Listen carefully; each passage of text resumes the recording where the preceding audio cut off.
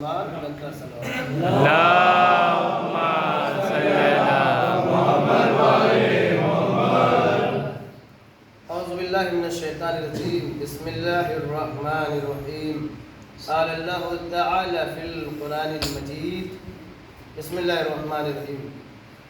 فاصبر كما صبر أولو العزم من الرسل. اللہ نے پیغمبر سے کہا صبر کرو. کیسا صبر؟ جیسا صبر کیا اولو العزم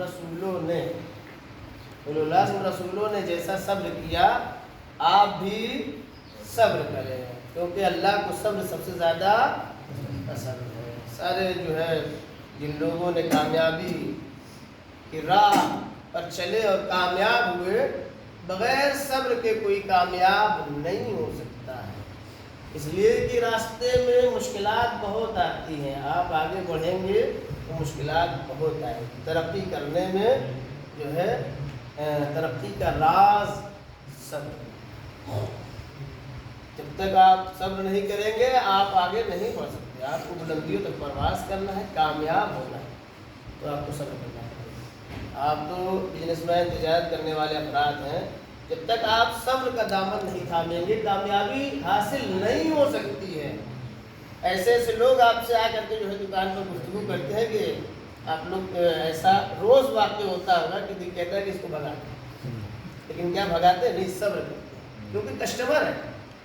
اگر ہم اس سے جو ہے بدتمیزی سے پیش آئیں گے، بھگا دیں گے، تو اس سے ہماری جو ہے دکان خراب ہوگی.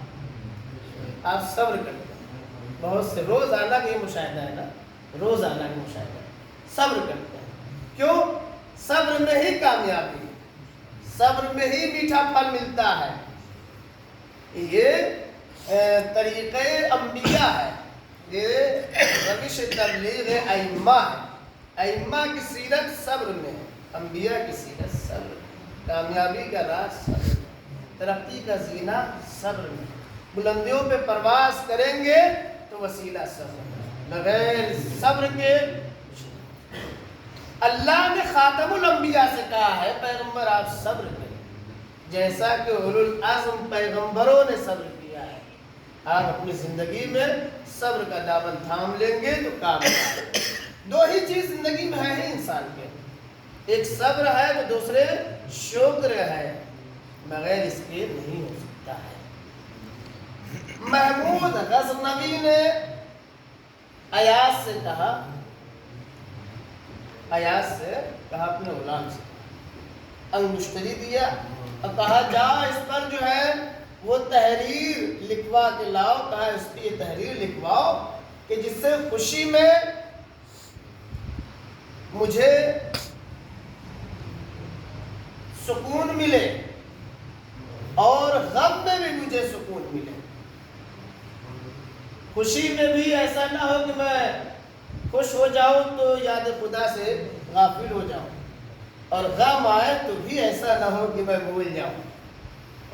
جو دونوں لمحے میں میرے کام آئے. یہ گیا محمود غزنوی اور اس پہ تحریر کرایا. یہ دن بھی گزر جائے، یہ دن بھی گزر جائے گا. جب خوشی آئے گی تو یہ خوشی بھی گزر جائے گی، اور جب مصیبت آئے گی تو مصیبت بھی گزر جائے گی. امام علی علیہ السلام نے نہج البلاغہ میں ارشاد فرمایا یوم لک و یوم علیک. ایک دن آپ کے لیے ہے، ایک دن آپ پر ہے. ایک دن خوشی ہے، ایک دن غم ہے.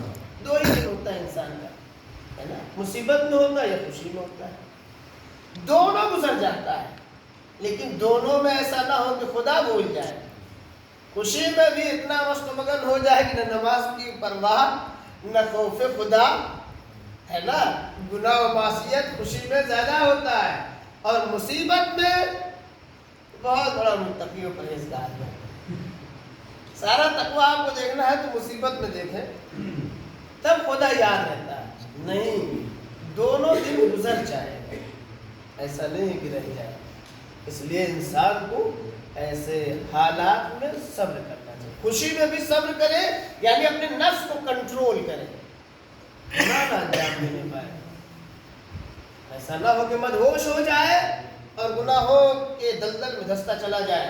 खुशी में अपने आप को कंट्रोल करना, जो अपने आप को, अपने नफ्स को कंट्रोल कर ले, इसी का नाम सब्र है।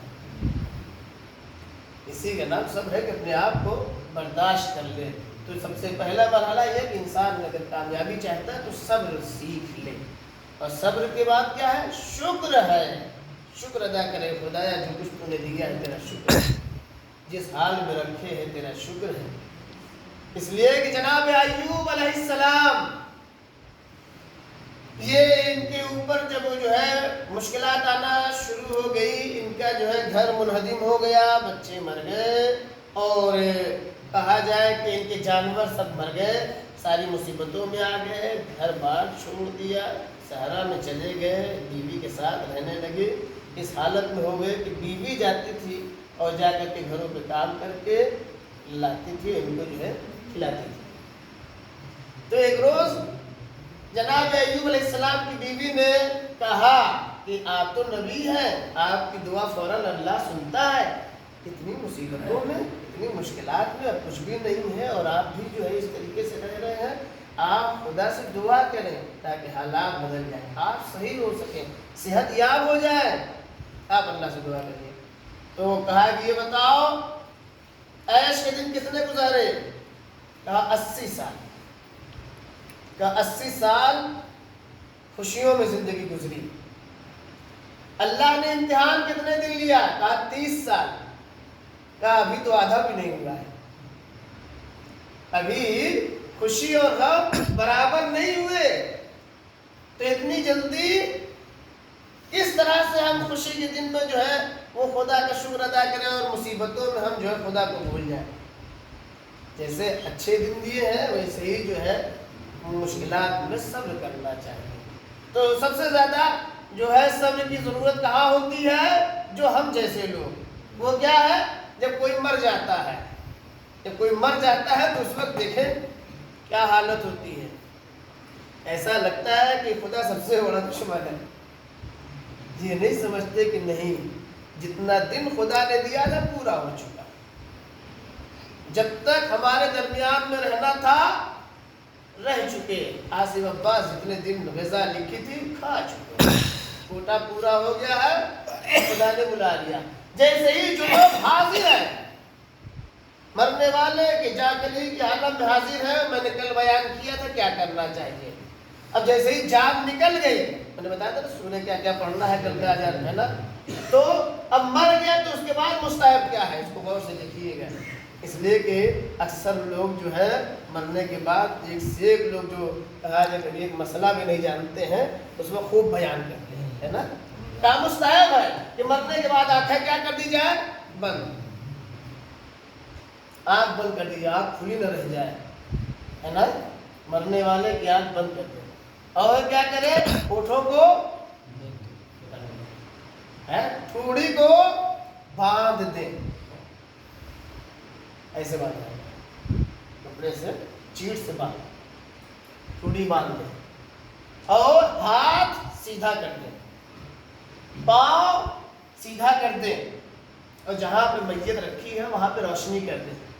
ऐसा ना हो कि अंधेरे में लाश रखी है, रोशनी कर दे, ठीक। और जनाजे में उसके बाद लोगों को इत्तला दें, मरने वाले की इत्तला देना ये सब मुस्तहब्बात में से है कि इंतकाल हो गया है, ताकि लोग जनाजे में शिरकत कर सकें। इसके बाद का काम क्या है? अब कहा वाजिब, मुस्तहब तो ख़त्म हो गया, अब वाजिब है कि उसे गुस्ल देना वाजिब, हुनूत करना वाजिब, कफन पहनाना वाजिब, नमाज मैयत पढ़ना वाजिब, दफन करना वाजिब, ये सब वाजिबात में से है ना। क्या इसमें वली की इजाज़त है? कहा वली की इजाज़त ले।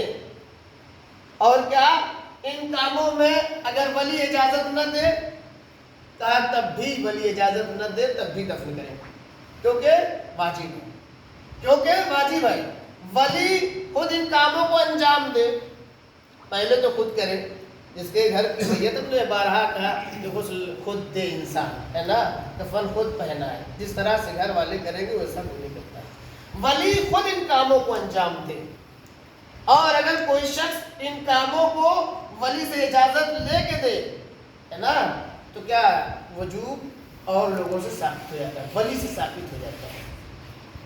اگر اجازت لے کے کرنا ہے تو ولی کو کرنے ضرورت نہیں ہے، ولی کے اوپر جو ایک حادثہ واقع ہوا ہے، مشکلات آئی ہے، وہ اس کو چاہیے صبر کرے اور لوگوں نے اس کی مدد کیا تو بہت اچھا کام ہے نا، تو اجازت لے لے۔ اور اگر اجازت نہ بھی لے، بغیر اجازت کے بھی اس کام کو انجام دے سکتا ہے، ولی کی اجازت کی ضرورت بھی نہیں ہے، بغیر جو ہے اجازت کے کام کو انجام دے۔ مسئلہ نمبر آیت اللہ سستانی فرماتے ہیں، انہوں نے کہا کہ 530 مسئلہ نمبر 530 مسئلہ نمبر ہے، جہاں پہ کہا کہ تو اگر اجازت نہ دے تو بغیر اجازت کے بھی اس کاموں کو، بغیر اجازت کے ان کاموں کو انجام دے، تب بھی دوسرے لوگوں سے یہ واجب ثابت ہو جاتا ہے۔ اور اگر ولی اجازت نہ دے، کہے نہیں کریں گے، منع کرے کہ انجام نہیں دینا ہے، کہا تب بھی باقی مکلف پر واجب ہے کہ اس کام کو انجام دے، کیونکہ ایک واجب کے لیے روک رہا ہے، تو کیا لاش ایسی پڑی نہیں، ولی اجازت نہیں دے رہا تب بھی لوگوں پر واجب ہے کہ اس کام کو انجام دے تاکہ مسلمان کی میت دفنائی جا سکے۔ فقط والسلام ورحمۃ اللہ وبرکاتہ۔